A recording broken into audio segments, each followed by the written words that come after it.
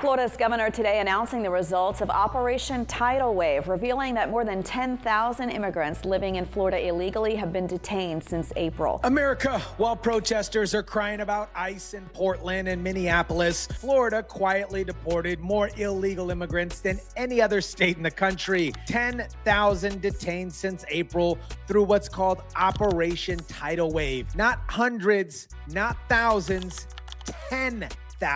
These are real metrics. This is real progress. Programs like Operation Tidal Wave led to over 10,000 immigration-related arrests in 2025. But here's what CNN won't tell you. 63% of those detained had prior criminal records. We're talking about violent offenses, crimes. These aren't families seeking asylum. These were criminals who were preying on American communities. And while Florida is protecting its citizens, these protesters in Boca Raton are demanding ICE leave because apparently deporting violent criminals is the real crime. Waving flags, signs, and chanting. ICE gotta go! Hundreds of protesters lining the streets of Glades Road in Boca Raton.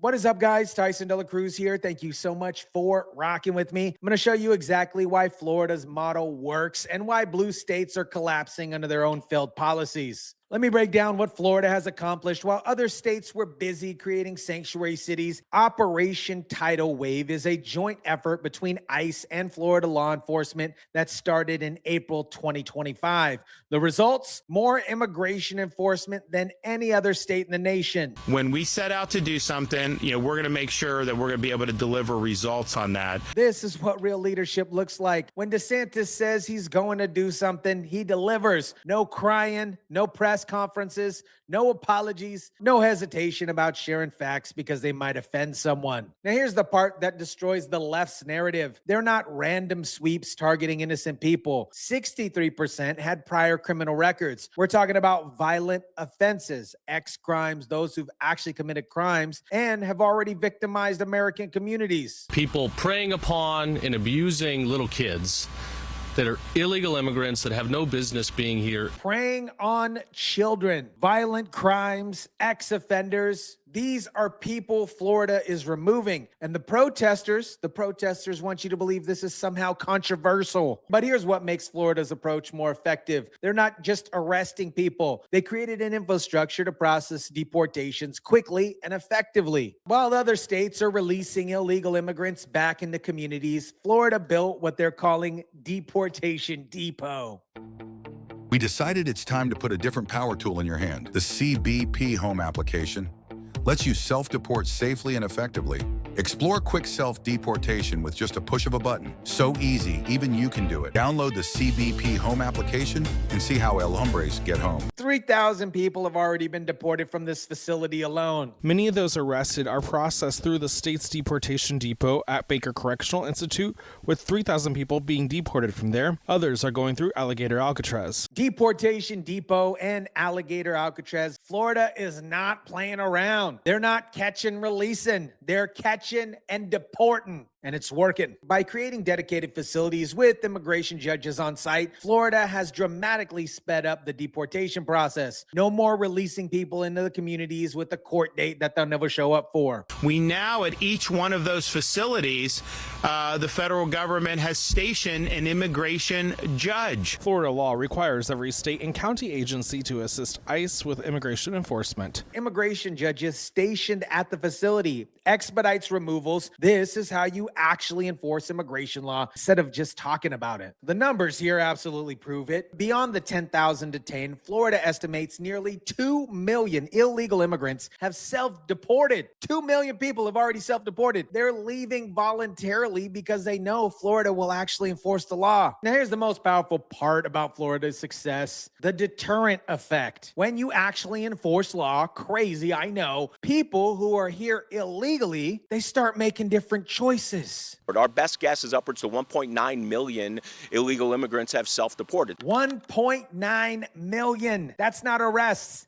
That's not deportations. That's people who looked at Florida's enforcement and decided that they're going to leave on their own. Some took advantage of state programs. Some took advantage of federal programs. But in all, They all left. This is what Democrats don't want you to understand. When you enforce law constantly, you don't have to arrest anyone. Most people will comply voluntarily rather than risk deportation. Compare this to sanctuary cities where illegal immigrants know they're going to be protected from federal enforcement. Why would anybody self-deport when the local government is actively shielding them from ICE? Florida's approach creates an opposite incentive structure. If you're here illegally, you know Florida will find you, they will detain you, and you will get deported, hombre. So you leave before that happens. This is how you solve an immigration crisis without massive resources. Make enforcement credible, and people will make rational decisions. Now let's talk about the protesters in Boca Raton who are demanding ICE leave Florida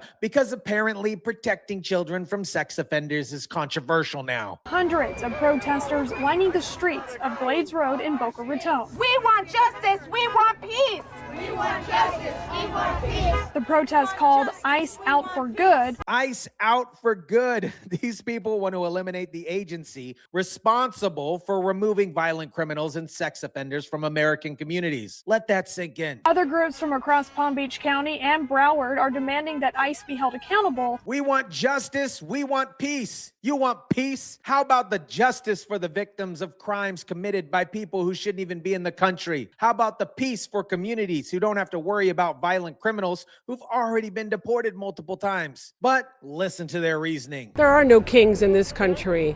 We have a constitution, we have a Congress, yes, we have a president, but they all have to follow the Constitution and the law. They all have to follow the Constitution and law. You're absolutely right. And immigration law says people who enter the country illegally should be deported. ICE is following the law. You are the ones demanding they stop. The cognitive dissonance here is stunning. They're protesting law enforcement for enforcing law while claiming to care about constitutional principles. Now here's where it gets interesting. These protesters, we know they're not organic. They're coordinating responses to the Minneapolis and Portland shooting designed to create national narratives against ICE enforcement. This all comes after the recent shootings in Minneapolis, Minnesota, and Portland, Oregon. A U.S. citizen was killed the other day, Renee Good, and we are here with anger in our hearts at what has happened and what is happening in our country. They're using the tired, dusty old playbook, using isolated incidences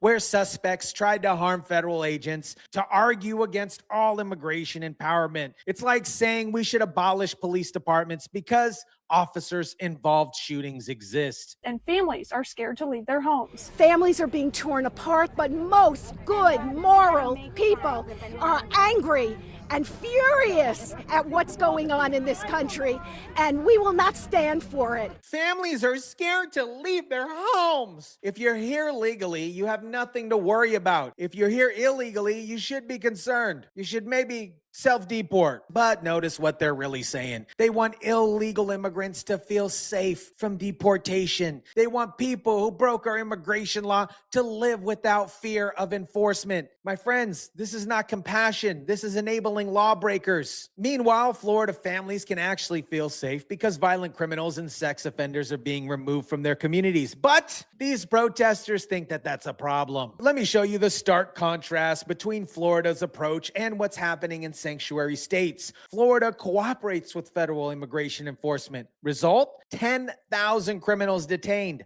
1.9 million self-deported. Communities safer. Sanctuary states obstruct federal enforcement. Results? Gang members protected. Violent criminals released. Communities less safe. And then they act shocked when ICE has to conduct dangerous field operations. If anyone commits a crime here in our state, yes, they should be arrested. Period.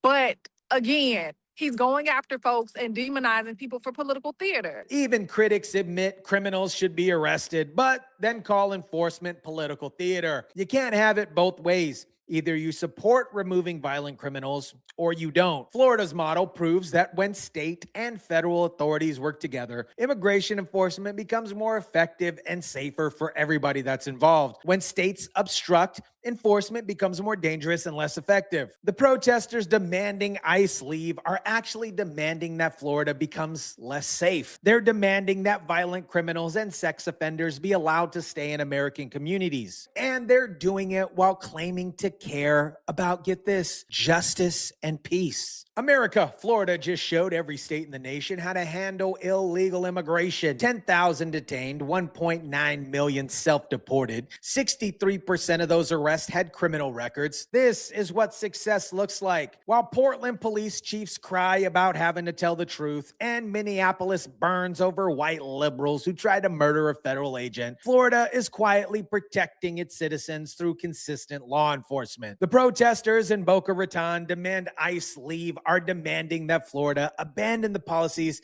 that made it actually safer. They're demanding protection for people who committed crimes against American communities, and they're doing it while claiming to care about constitutional principles. Florida's model works because it's based on a simple principle: enforce law constantly, and most people will comply voluntarily. Create consequences for illegal immigration, and you don't need massive resources to solve the problem. Sanctuary states create the opposite incentive structure: protect lawbreakers, obstruct law enforcement, then act shocked when those policies lead to dangerous situations. Then blame ICE for doing the job that local authorities refuse to do. One works, one fails, and the protesters are demanding the approach that fails. Let me know what you think about this. Drop it down in the comment section down below. Smash the like button if you kindly would. Share, subscribe, and as always, guys, I'll catch you on the next one.